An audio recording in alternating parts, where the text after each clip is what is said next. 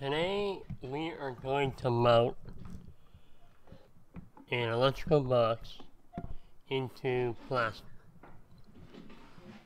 This isn't lath and plaster, it's a gypsum board with a plaster finish on it. The first thing I did was make a nice level line. Then put my box on the level line and trace it out onto the plaster. Then I just kind of finish it off by hand. Though I do know that there is a stud in my way here.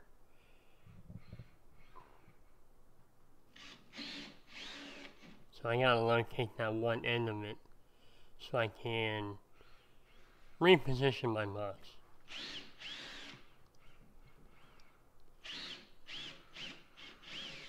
So I can feel the box right there. Next, I'll take my electrical box. Well, next I will not take my electrical box. I'm going to start cutting it out.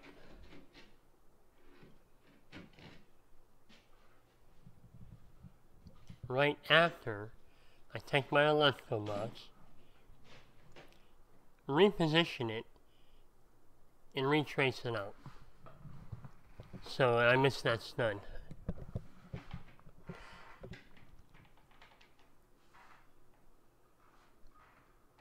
And again, I'll just kind of freehand that to finish it up.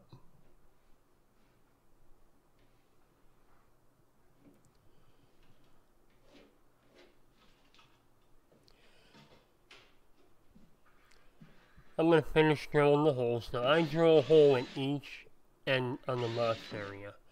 And that helps me get my cutter in there to make just straight cuts. I like to do this by hand.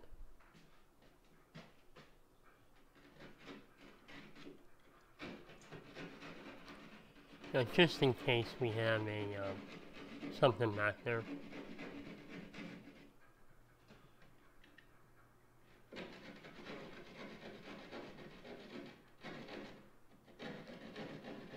Now, this process isn't very different than mounting a box in drywall. It's pretty much the same procedure. And I mount all the boxes I put in the same way. And they end up being pretty sturdy. I don't have any problems when a box is loose or comes loose. I've never had it happen. So I use pretty much the same process. Okay, so now we have this cut out. I'm going to put my box in the hole. See how we fit. Now the box isn't quite on the wall right. It sticks out a little bit too much. So I'm just going to make some small cuts where the screw holes are going to be. So that box can sit flush with that wall.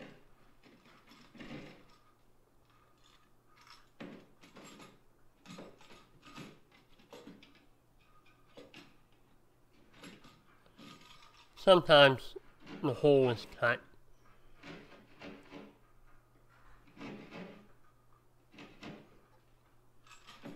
And the box will fit right in because you cut it a little bit too big. And you don't have to do that. But here, it wasn't. So I had to make those little cuts for the screw tabs. Now when you're feeding your wire into your box, it's important to bring them all in on the top or all in on the bottom. If you want to bring them in on the top and bottom, it's harder to get that box pushed into the wall. So here I'm bringing them all in on the bottom.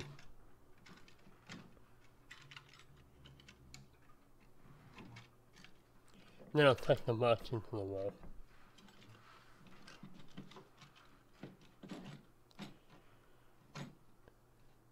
Next, this is my favorite part, using the connectors to hold the box in the wall.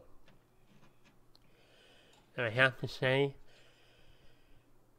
watch very closely here. I put the connector in upside down. You want the longer part of the connector facing down, so it doesn't fall out of the box when you have it in there. So now with the small part facing up, there's a chance that I can slide down and the box can pull out.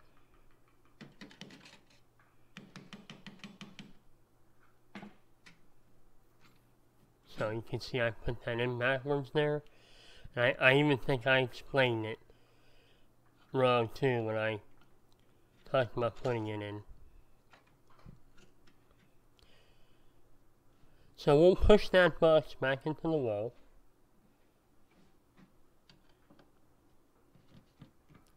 Sometimes these connectors, they need a little persuasion to get in there.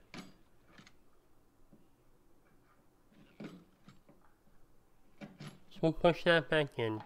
I'll hold that box in the wall and bend those connectors over.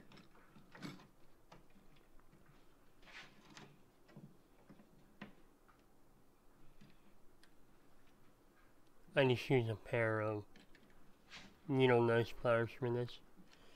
You can also use duckbill pliers. They might work a little bit better. I use the needle nose pliers to pull that strap around the box.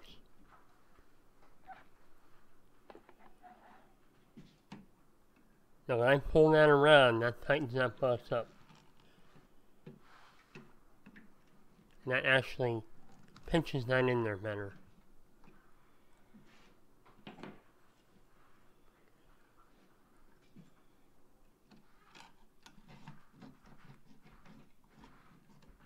So now here, I put that connector in right.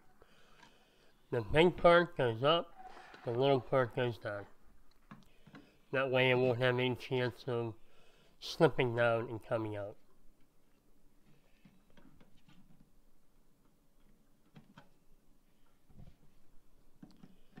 Needle nose to wrap it around the box, and we want them tight against the box.